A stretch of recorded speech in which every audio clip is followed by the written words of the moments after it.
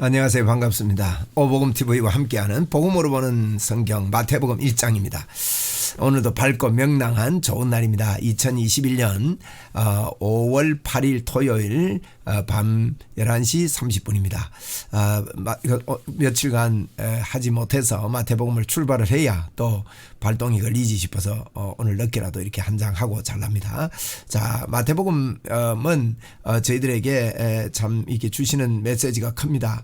마태복음은 구약과 연결되는 그런 성경이요. 구약은 유대인들을 중심으로 되어 있지 않습니까? 그래서 이제 1장부터 그 역사에 대해서 유대인들이 받아들일 수 있도록 족보 이야기를 하면서 다윗왕에 대해서 이제 집중적으로 이야기를 하는 거죠. 그래서 1절 보세요. 아브라함과 다윗의 자손 예수 그리스도의 세계라 그랬지 않습니까? 그래서 예수 그리스도가 아브라함과 다윗의 자손이다 하는 것을 먼저 딱 터뜨리면서 시작합니다.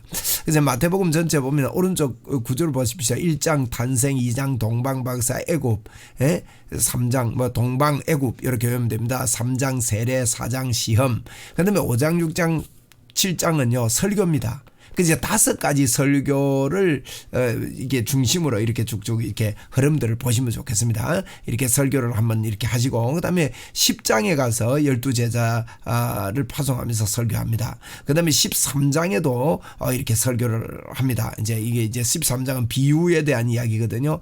그다음에 이제 18장부터 20장까지 예수님이 주로 설교했다 이렇게 보시면 됩니다. 누가 크냐, 또 뭐 한 몸 뭐 이런 이야기들, 품꾼 이야기 뭐 여러 가지 이 비유도 하시고 이렇게 말씀을 하십니다. 그 다음에 24장, 25장을 설교로 보는데 23장부터 보시는 게 좋습니다. 23장이 7번 화이설 진저 이렇게 가르치는 거예요.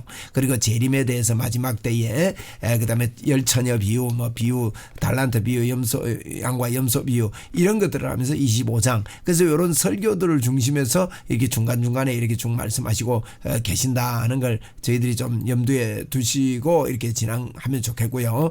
이제 마태복음의 특징을 우리가 좀 보자면, 마태복음은 이제 유대인들에게 썼기 때문에 구약 인용을 한 70개나 했습니다. 많이 인용을 했습니다. 그래서 유대인들이 구약을 믿고 있지 않습니까? 그래서 구약을 믿는 그 유대인들에게 굉장히 많은 이렇게 그런 그 구약을 인용하면서 그들을 설득시키고 있습니다. 유대인들을. 그리고 마태복음의 흐름을 보면 1장부터 3장까지가 예수님 오심이고요. 4장은 시험 받으시고 5장부터 7장까지 산상순, 8장부터 9장까지 치유, 사죄함에 대해서 12제자 세우시고, 그다음에 10장부터 20장까지는 전도입니다. 전도 사역. 이 전도하는데 21장부터 25장까지는 다 빼앗겼다는 거예요. 이제 믿음의 그 유대인들이 다 빼앗겼다. 본 자손들이 바깥 어두운 데 내친다고 21장부터 22장 이야기를 했고, 화이설 찐저 이거 23장부터, 그다음에 예수님 재림할 때 환난 당할 때 너희들이 구원받지 못하는 자들에 대해서 이제 열처녀 비유하면서 뭡니까? 5자녀는 기름을 준비하지 못했다. 뭐 달란트 비유도요. 다 땅에 파묻어 놓고 뭐 이런 이야기, 양과 염소 비유 이거는 버림받았다 이런 이야기 아닙니까? 그래서 다 빼앗겼다는 겁니다. 그래서 이제 11장부터는 이제 전도 사역 하면서 이제 유대인들이 다 빼앗긴 거에 대해서 이야기하고, 그다음에 26장부터는 예수님이 십자가에 죽으시고 부활하는 마지막의 내용들을 이렇게 기록하고 있다 이렇게 보시면 되고요. 이렇게 이제 한번 왔다가 유대에 왔다가 올라가시고 또 왔다가 올라가시고 3번을 유대로 밑에까지 유대까지 왔다 갔다 올라가시는, 4번째 오셨을 때는 십자가에서 붙잡혀서 돌아가시는 그런 내용이 되겠습니다. 그리고 이제 시기적으로 이렇게 나누면요, 1, 2시기는 예수님의 그 사적인 6개월, 사역 6개월까지, 그리고 사적인 시기 또 사역 6개월까지 하시고, 그 다음에 6월절 중심으로 이제 내려오시고, 6개월 때도 한번 내려왔다 올라가고, 그 다음에 6월절 첫째 6월절도 내려갔다 올라오시고, 둘째 6월절에는 안 오셔요. 안 오시고 그 주변에 있고, 셋째 6월절 때 내려오셔서 붙잡히시거든요. 그래서 총 3번을 우리 예수님이 왔다 갔다 하셨다 하는 것들을 우리는 살펴볼 수가 있습니다. 그리고 이제 이런 지도로 보면 이렇습니다. 지도 예수님 1번 보세요. 베들레헴에 탄생하시지 않습니까? 탄생하시고 이제 예루살렘에 8일 만에 할례 받고 이제 올라갔다가 내려오셔서 규례의 결례를 행하거든요. 행하시고, 그 다음에 이제 죽이려고 하니까 애굽으로 내려갑니다. 3번에 보면 애굽으로 내려 내려갔다가 애굽에서 어디로 갑니까? 저 위에 나사렛 동네로 가게 되시는 거죠. 그래서 나사렛에서 이제 12살 때 예루살렘에 왔다가 잃어버리고 또 도로 올라갔다가 이제 나중에 이제 뭐 이렇게 세례받으러 내려오는데 이제 그거까지가 이제 예수님이 이제 그 사적으로 했던 이야기들을 이렇게 집중돼서 기록하고 있다고 볼 수가 있고 1장부터 3장까지는 예수님의 오심에 대해서 이야기합니다. 어떤 예수로 오셨습니까? 아까도 이야기했던 1절에 다윗의 자손 예수 그리스도의 세계라. 주께서 선지자의 말씀을 이루려 하심이라 그랬고 2장 15절에 헤롯이 죽기까지 거기 있으니 이는 주께서 선지자를 통하여 말씀하신 바 애굽으로부터 내 아들을 불렀다며 그리고 다 이루려고 그 예수님의 세계를 예언된 걸 그대로 이루려고 예수님이 이 땅에 오셨다 하는 내용을 1장부터 3장까지 이렇게 기록하고 있다 하는 것을 저희들이 이렇게 볼 수가 있습니다. 자, 1장 탄생입니다. 1장 1절 예수님의 탄생은 성령으로 말미암아 누가복음은요 특별히 이 탄생을 성령에 의해 잉태된 것을 아주 강조하고 누가복음 원래 이 사도행전 1장 보세요. 1장 2장이 성령 아닙니까? 3장부터 5장까지가 사도행전이요 성령 받은 사람입니다. 성령에 받은 성령 1장 2장 성령이고 사도행전 말입니다. 사도행전 누가가 썼거든요. 그래 마태복음 보면서 누가복음을 좀 생각하는데 그제 이제 사도행전에서 그렇게 1장이 2장이 성령이고 3장 4장 5장이 그 성령 받은 사람의 이름 예수님의 이름 성령을 받으면 예수님의 이름을 선포합니다. 그다음에 예수님의 이름을 가진 사람들의 사역이 사도행전이라고 보면 그 누가는요 성령에 대해서 굉장히 예민합니다. 그래서 특별히 이제 성령으로 잉태되었지만 누가복음에 우리가 가서 보겠지만 성령의 역사가 아주 강력하게 강조하고 있는 걸 우리가 볼 수 있고요. 마태복음에는요 이제 유대인들에게 설득하기 위해서 아주 논증을 하고 있습니다. 1절이 뭡니까? 아브라함과 다윗의 자손 예수 그리스도의 세계라는 것입니다. 계보다 예수 그리스도의 계보다. 그런데 아브라함이 다윗의 자손이다. 이걸 강조하고 있습니다. 아브라함이 이삭을 낳고 이삭은 야곱을 낳고 이제 아브라함의 후손에 대해서 예수님이 어떻게 되는가? 예수님의 족보를 이야기합니다. 유다는 다말에게서 베레스와 세레를 낳고 베레스는 헤스론을 낳고 헤스론은 람을 낳고 람은 아비나담을 낳고 아비나담은 나손을 낳고 나손은 살몬을 낳고 살몬은 라합에게서 보아스를 낳고 보아스는 룻에게서 오벳을 낳고 오벳은 이새를 낳고 이새는 다윗 왕을 낳으니라. 다윗은 우리아의 아내에게서 솔로몬을 낳고 이러면서요 여러분 이 마태가요 굉장한 겁니다. 지금 이 족보들을 쭉 이야기하고 아무도 이 족보를 예수님과 비교해 가지고 이야기한 사람이 없어요. 근데 마태가 성령의 감동을 받고요 예수 그리스도는 아브라함과 다윗의 자손 예수님이라고 족보를 확 훑어내려가고 있습니다. 이 마태가 굉장하잖아요. 이 족보를 다 알고 있는 것도 굉장하고 그래서 예수님의 예언하신 메시아다. 다윗의 후손이다. 다윗의 별 이거 많이 구약에 강조했거든요. 그걸 지금 이야기하는 겁니다. 그러면 7절에 보니까 솔로몬은 르호보암을 낳고 르호보암은 아비야를 낳고 아비야는 아사를 낳고 아사는 여호사밧을 낳고 여호사밧은 요람을 낳고 요람은 우시야를 낳고 이러면서 이제 왕 이름을 쭉 또 거명합니다. 우시야는 요담을 낳고 요담은 아하스를 낳고 아하스는 히스기야를 낳고 히스기야는 므낫세를 낳고 므낫세는 아몬을 낳고 아몬은 요시야를 낳고 이야 대단하죠.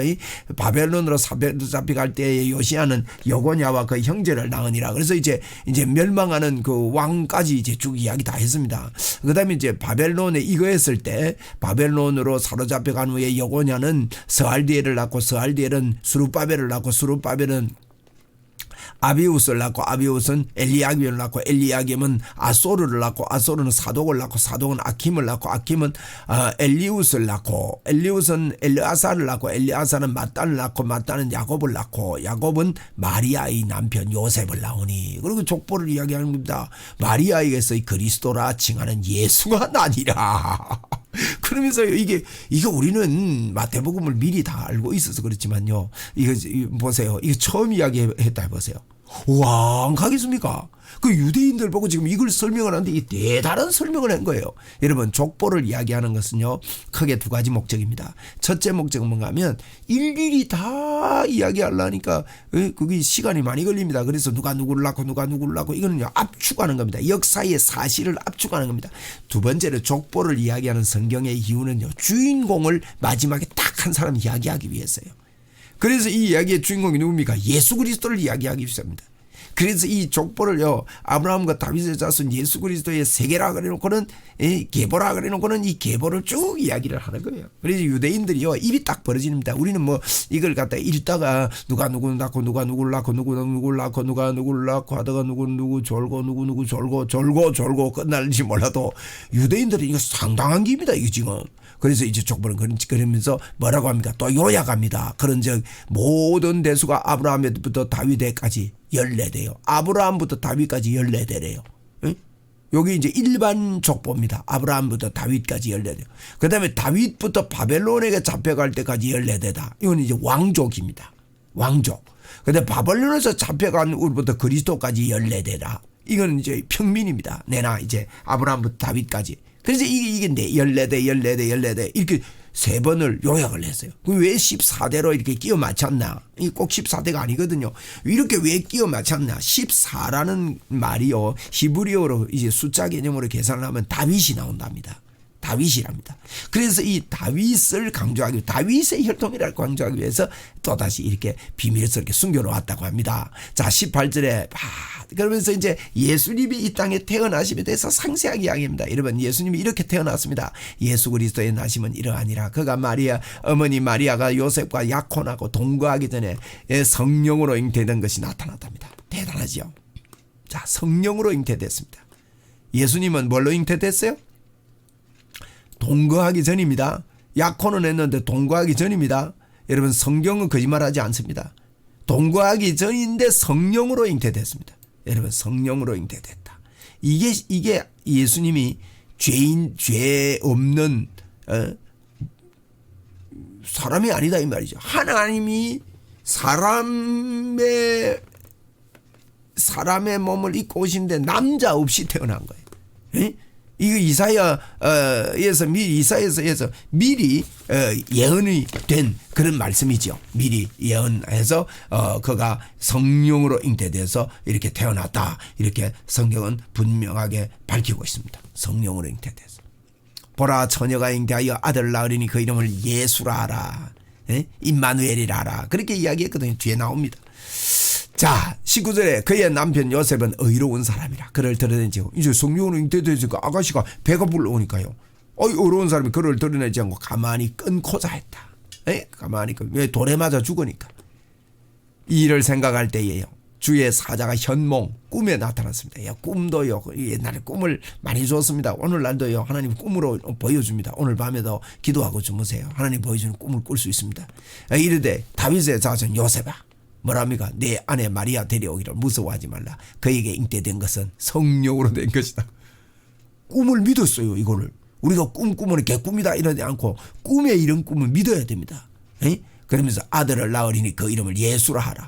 이는 그의 아들, 자기 아들을 그의 죄에서 구원할 자이심이니라. 그렇게 예수님 보세요. 그 이름을 보세요. 그 이름을 예수라 하라. 예수의 뜻이 뭐예요? 죄에서 구원할 자다 말이에요.